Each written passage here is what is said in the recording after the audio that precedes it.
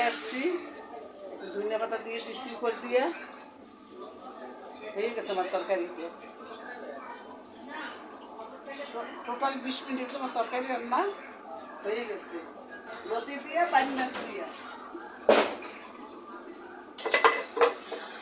এভাবেই আমাদের নতুন নতুন ভিডিও পেতে হলে আমাদের চ্যানেলে থাকবেন এবং আমাদের ভিডিওগুলি সম্পূর্ণ দেখবেন।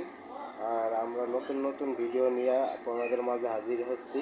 আমাদের চ্যানেলের নাম আপনাদের দেখাচ্ছি আর একটা মোবাইল থেকে, খাদিজা কিচেন বিউটি রান্নাঘর, এবং আমাদের ভিউয়ার সংখ্যা অনেক ছড়িয়ে গেছে এবং এখানে আমাদের নতুন নতুন ভিডিওগুলি আপডেট করতেছি।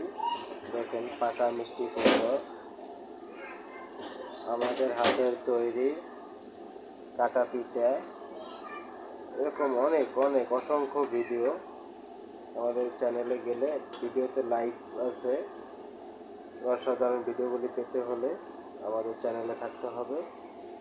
সবাই ভালো থাকেন, সুস্থ থাকেন এবং সুস্বাদু এরকম একটি খানা তৈরি করতে হলে আমাদের ভিডিওটি সম্পূর্ণ দেখতে হবে, লাইক কমেন্ট শেয়ার করতে হবে। ভিডিওটি কেমন লাগলো অবশ্যই আপনার মতামত জানাতে হবে।